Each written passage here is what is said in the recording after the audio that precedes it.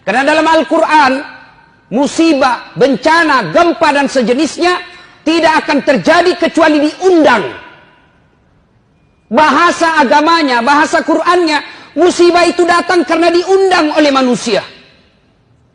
Apa penyebab datangnya musibah?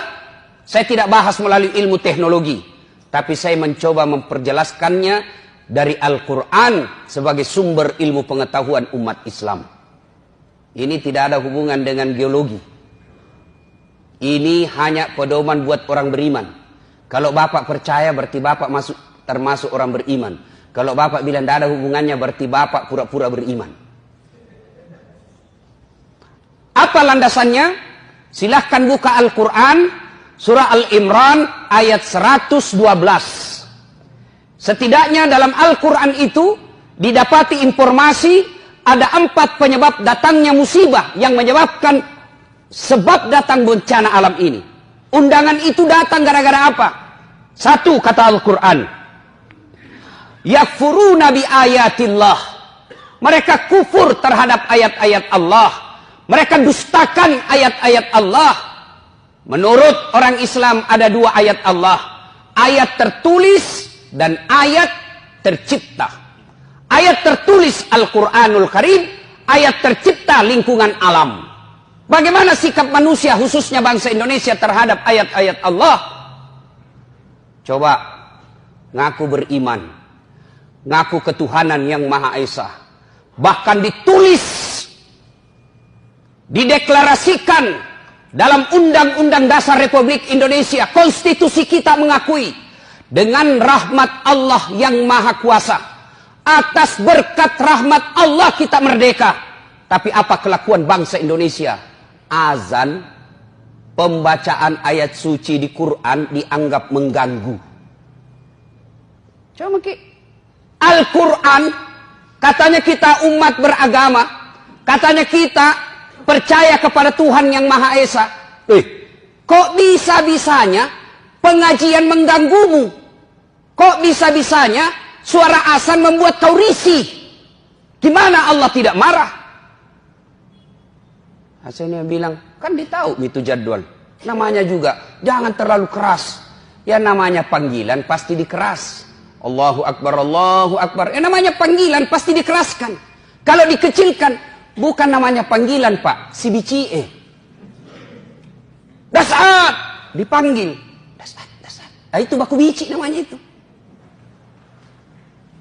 Apabila kufur terhadap ayat-ayat Allah, maka itu salah satu penyebab datangnya undangan musibah. Nah, berikutnya itu ayat Quran. Kalau ayat yang tercipta, mari kita lihat perlakuan kita terhadap sumber daya alam kita. Dihabisi tanpa ada perbaikan. Saya kalau perjalanan Pak, dari Balikpapan ke Bontang, dari Balikpapan ke Sangatta, Kalimantan Timur, dari pinggir jalan kita lihat hijau. Tetapi kita naik di atas pesawat, habis gundul hutan kita. Dan anehnya siapa yang menikmati? Bukan masyarakat Indonesia. Siapa yang menikmati? Orang dari luar negeri. Di mana Allah tidak marah? Kita punya sumber daya alam melimpah. Tapi siapa yang menikmati? Orang-orang kaya yang tertentu saja di Indonesia. Dan berlebihan caranya menikmatinya. Nah, kalau ini ya tunggu mi. Tajam mi. Calon aku puang mi. Yang kedua. Penyebab menurut surah Al-Imran. Wa yaqtuluna anbiya'i bighairi haq. Mereka membunuh nabi secara tidak hak. Nah, bila mahasiswaku di Unhas, bagaimana caranya membunuh nabi Ustaz? Nah, tidak ada nabi. Secara fisik kita tidak akan membunuh nabi lagi sekarang. Tapi apa cara kita membunuh nabi? Sunnah-sunnahnya kita bunuh. Sunnah-sunnahnya kita injak. Mana sunnah-sunnah nabi?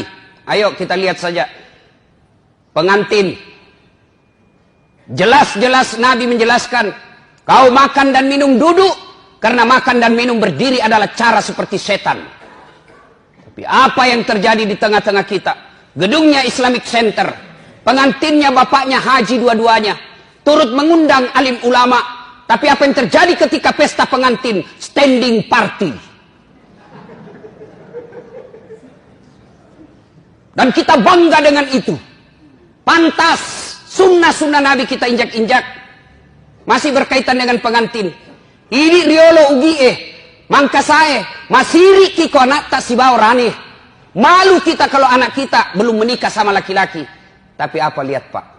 Tinggi sekolahnya bapaknya, profesor doktor bapaknya, tokoh masyarakat bapaknya. Kita lihat undangan pengantinnya, belum ijab kabul anaknya sudah baku peluk fotonya di undangannya. Jangan lihat Pak. Yang mengundang tinggi sekolahnya, tokoh masyarakat, disegani, terpopuler di suatu kampung. Tapi lihat undangan pengantinnya anaknya, belum pi ijab kabul sudah baku peluk. Dikasih bodoh-bodoh sama fotografer. Ya, maju-maju kok sedikit.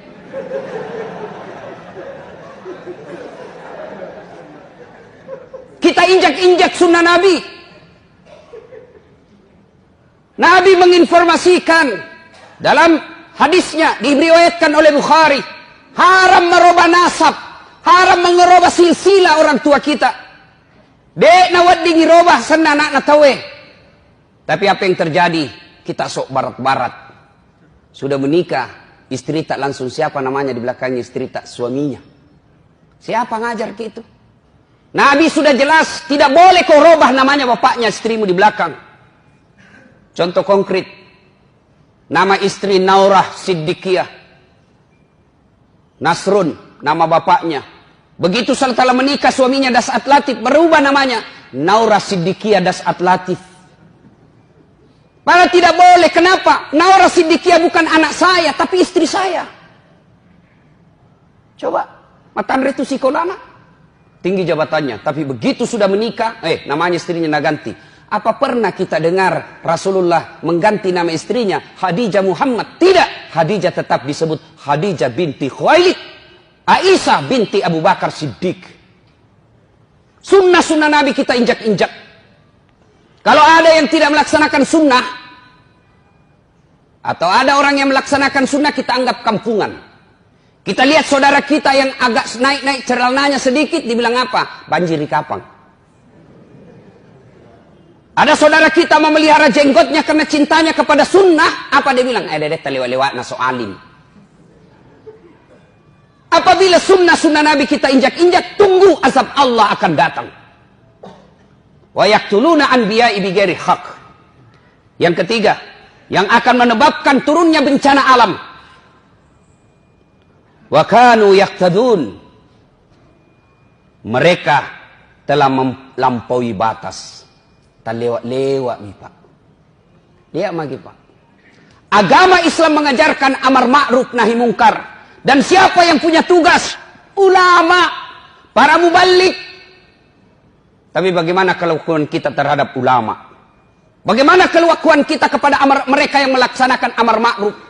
Mereka yang tulis la ilaha illallah dianggap teroris. Mereka yang menulis la ilaha illallah dianggap anti NKRI. Masa kalimat tiada Tuhan selain Allah kita takut?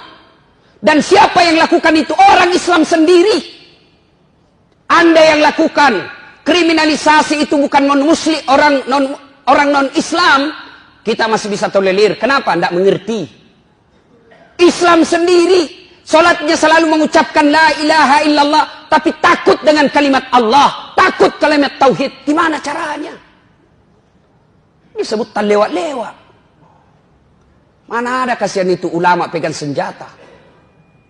Mana ada itu ulama mengajarkan rongrong NKRI? Yang justru kita teror adalah yang mengajarkan amar ma'ruf nahi mungkar. Tapi para koruptor, coba kita lihat kelakuan negara terhadap koruptor. Saudi Arabia, koruptornya pancung, potong tangannya, potong kepalanya. Di Indonesia apa yang terjadi? Koruptor, potong masa tahanan.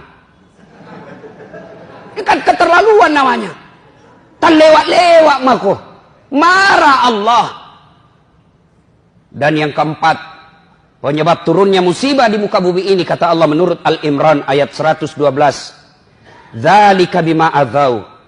Mereka berbuat zalim secara terang-terangan. Mereka berbuat dosa secara terang-terangan. Sekarang dosa sudah tidak dianggap lagi sesuatu malu. Beberapa kali saya masuk warung kopi. Karena ajak teman saya ngajak. Oke lah, nanti dibilang ki sombong kalau diajak tidak datang. Saya datang, miris hati saya.